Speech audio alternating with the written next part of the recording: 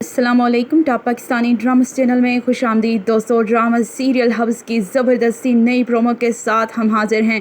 Drama serial hubs का नया teaser आ चुका है कि जिसके बारे में आपको बताते चले कि आयशा और बासित की शादी के बाद अब मज़ीद मसले खड़े हो चुके हैं। यहाँ पर आपको बताते चले कि आयशा बासित का बहुत ज़्यादा ख्याल रख रही हैं, लेकिन उसका ये ख्याल रखना जहाँ उसके घर वालों की वजह से मज़ीद मुश्किलात पैदा कर रहा है। तो यहाँ पर आपको बताते चले कि आयशा जब अपने मैके आती हैं तो सबको करी करी सुना देती हैं, आप लोगों की वजह से मुझे बहुत शर्मिंदगी हुई। और फिर यहाँ पर आपको बताएं कि बानो ज़ोया के पास आती हैं कि मेरे पर्स से पैसे तुमने निकाले थे, तो ज़ोया साफ इनकार कर देती हैं, लेकिन बानो जानती हैं कि इसने ही निकाले थे, क्योंकि बासित को जब वो लिफाफे दिए थे तो उसमें पैसे नहीं थे और ये सब ज़ोया ने किया था। इस बात पर यहाँ पर आयशा को काफ़ी गुस्सा आता है और कहती हैं कि ज़ोया तुम्हारी वजह से मुझे बहुत ज़्यादा शर्मिंदगी हुई।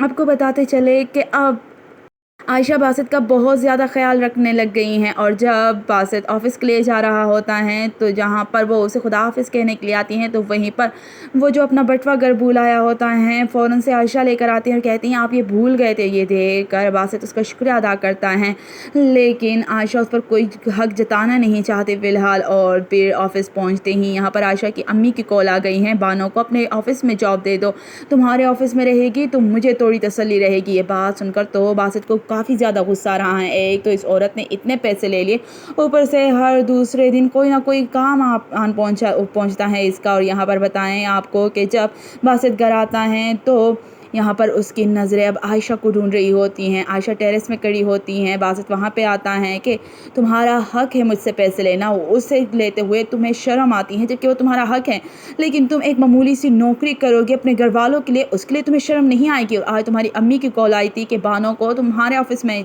काम दे दूं, तो अब मैं क्या करूं। आपको बताते चले कि यहाँ पर आयशा खुद को एडजस्ट करने की कोशिश कर रही हैं। और फिर आमिर से मुलाकात, यहाँ पर आयशा और आमिर की मुलाकात होती हैं जहाँ पर वो दोनों हंस हंस कर बातें कर रहे होते हैं, काफ़ी ज़्यादा खुशगवार मूड में होते हैं। लेकिन क्या आयशा और आमिर की ये मुलाकात उनकी शादीशुदा ज़िंदगी पर असरअंदाज होने वाली हैं? क्या बासित को अब ये सब देखकर बहुत ही बुरा लगने वाला है?